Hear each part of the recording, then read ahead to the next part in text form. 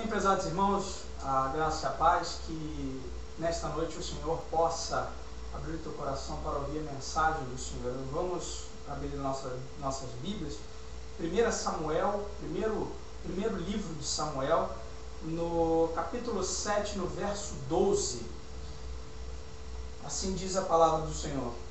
Aí Samuel, ou em algumas Bíblias dizem então Samuel, pegou uma pedra e pôs entre Mispa e Sem, e disse: até aqui o Senhor Deus nos ajudou. Por isso deu a ela o nome de Ebenezer. Vamos orar? Senhor, graças te damos por esta noite. Te entregamos todo o conhecimento humano em tuas mãos, Senhor, e te pedimos que a tua misericórdia esteja sobre minha vida. Fala aos teus filhos, Senhor, nesta noite. Nos abençoa, Senhor. Te pedimos que tu venha falar através de minha vida, Senhor, para que possa vida ser alcançada, Senhor, nesta noite. Em nome de Jesus. Amém. Bem, prezados irmãos, nós vamos decorrer durante esta mensagem sobre um tema que é fundamental para a vida do crente. Esse tema, qual foi escolhido, é o seguinte: até aqui nos ajudou o Senhor. E por que desta palavra? Principalmente porque nós precisamos garantir de que as vitórias que Deus nos dá, elas jamais serão esquecidas. E até aqui nos tem ajudado o Senhor e nós não vamos esquecer disso. Porque logo após uma vitória, Samuel escolheu uma pedra e colocou entre Mispa e Sem e chamou de Ebenezer. Qual era o significado? Quais eram os significados destes atos? O significado da palavra Ebenezer quer dizer pedra de ajuda, ou seja, tem tudo a ver com a nossa mensagem nesta noite. Então, vamos decorrer durante a palavra do Senhor sobre estes significados. E o primeiro significado que nós encontramos para este ato que foi feito por Samuel era que aquele altar que foi levantado era um marco de vitória. Israel estava sendo afligido pelos filisteus quando Deus entra na batalha, e se você ler um pouco antes, vocês verão que raios e trovões foram lançados sobre os filisteus, e os filisteus ali vieram a perder a batalha para o povo de Israel. Então o profeta Samuel, ele vindo da parte de Deus, levanta um local, ele levanta um santuário em memória àquela situação que aconteceu ali. Naquele momento o profeta Samuel, ele pega algumas pedras e ele coloca em um determinado lugar e chama de Ebenezer, querendo dizer que até aquele momento o Senhor tem abençoado o povo de Israel. E o primeiro significado deste ato é o significado do marco de uma vitória. O povo de Israel, eles acabaram de ter conquistado uma batalha. Eles acabaram de ter vencido uma batalha contra o povo filisteu. Se você ler um pouco mais a Bíblia, você vai ver que esse povo, ele assolou Israel durante muito tempo. E é interessante, o povo de Israel se afastava de Deus e os filisteus iam lá e atacavam Israel, faziam bagunças em Israel, destruíam, matavam, saqueavam, faziam arruaça com o povo de Israel. E nesse determinado momento, Deus, ele dá a vitória para Israel, e o profeta, ele lança estas pedras como um marco de uma vitória. Foi necessário levantar esta pedra para que toda vez que o povo de Israel olhasse para aquela pedra, todas as pessoas que passassem por aquele lugar, ao olhar para elas, lembravam-se de que os filisteus naquele dia, nos tempos de Samuel, foram derrotados definitivamente. E o que nós podemos trazer para nossas vidas nos dias de hoje? Marcos de vitória são como títulos de campeonatos, de torneios, né?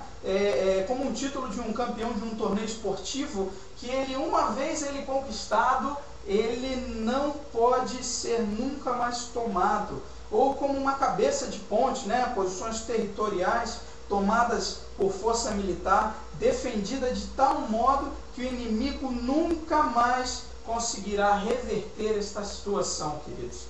Então, o primeiro significado para essas pedras, né, esse monumento que o profeta Samuel levantou, foi para um marco de vitória. Por que disso? Conforme está escrito em Romanos, capítulo 11, no verso 29, Deus não se arrepende das bênçãos que Ele nos dá. E é necessário que nós, todas as vezes que enfrentarmos dificuldades, que enfrentarmos provações, que nós tenhamos, após vencer essas dificuldades, após vencer esses problemas que nos afligiram, que nos trouxeram noites sem dormir até, nos levaram à exaustão física, que após estas conquistas nós devemos nos lembrar. Os marcos de vitória, eles são registros de conquistas que só foram possíveis mediante a graça de Deus, tais como um diploma importante conquistado, ou um imóvel que foi registrado,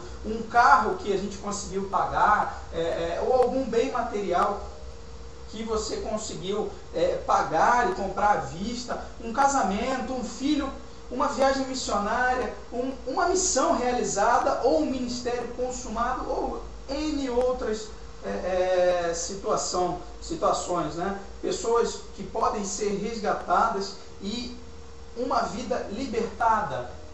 Tudo isso deve ser reconhecido como um marco de vitória, como um marco que foi dado pela graça de Deus.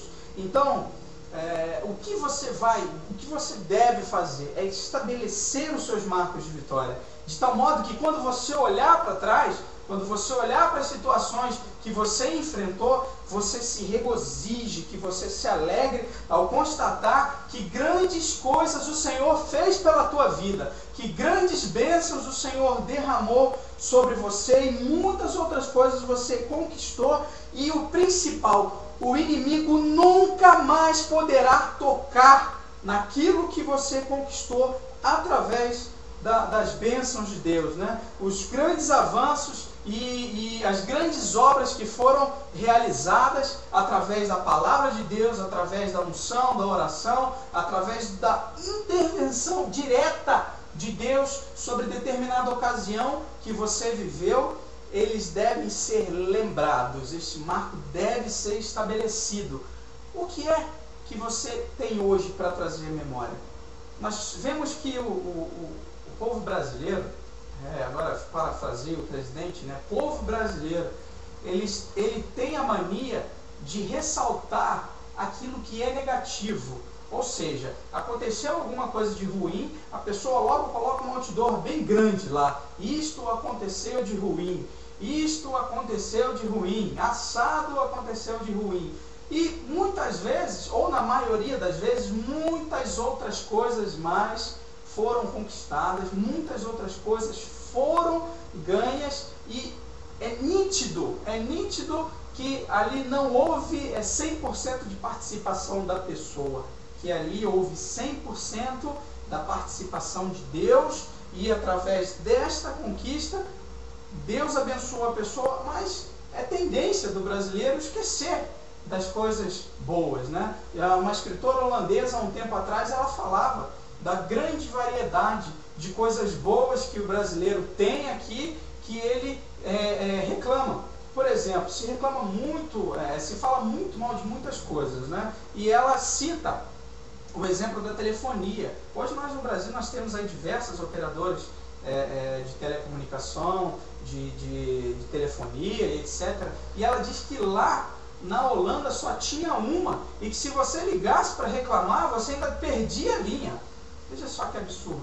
Então hoje, faça aquilo que a palavra de Deus diz. Eu quero trazer à memória aquilo que me dá esperança, porque é através dessa esperança que nós vamos atingir o segundo significado deste altar que foi levantado por Samuel. Aquele altar de pedra era um altar de gratidão, porque todas as vezes que se passava pelaquele lugar, as pessoas iriam se lembrar de que foi Deus quem expulsou os filisteus com seus raios e trovões. Vamos ler o que está escrito em Gálatas capítulo 13, no verso 5. Gálatas capítulo 3, 3, né? No verso 15, na parte B.